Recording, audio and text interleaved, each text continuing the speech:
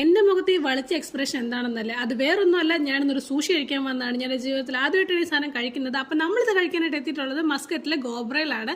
So ഇവിടെ നമ്മൾ പിള്ളേരൊക്കെ ആയിട്ടാണ് വന്നത്. പിള്ളേരുടെ ആഗ്രഹമായിരുന്നു കഴിക്കണം. അപ്പോൾ കഴിക്കാത്തത് കൊണ്ട് ഞാൻ വിചാരിച്ചു ഒന്ന് ടേസ്റ്റ് ചെയ്ത് നോക്കാമെന്ന് വിചാരിച്ചാണ് എടുത്ത് വായിലേക്ക് വെച്ചത്. പക്ഷേ നല്ല സൂപ്പർ സാധനമായിരുന്നു. ഇതാണ് ഗൈസ് ബ്രേവ്സ് ചേട്ടൻ. ബ്രേവ്സ് ചേട്ടനാണ് ഇവിടുത്തെ സൂഷി സ്പെഷ്യലിസ്റ്റ്. അതായത് പുള്ളിക്കാരനാണ് നമുക്കിത് ഉണ്ടാക്കി തരുന്നത്. ഇതിനകത്ത് എന്തൊക്കെയോ പുള്ളി വാരിക്കോരി ഇടുന്നുണ്ട്. ഞാൻ എന്തെങ്കിലും ഉണ്ടാക്കുമ്പോൾ ചറപറ കൈ കിട്ടുന്നൊക്കെ വാരിക്കോരി ഇടുന്നത് പോലെ പുള്ളി എന്തൊക്കെയോ ഇടുന്നുണ്ട്. എന്തൊക്കെയാണെന്ന് ചോദിക്കണമെന്ന് എനിക്ക് അതേ ആഗ്രഹം ഉണ്ടെങ്കിലും പുള്ളി വല്ല തെറി വിളിച്ചാലോന്നോർത്ത് ഞാനൊന്നും ചോദിക്കാൻ പോയില്ല.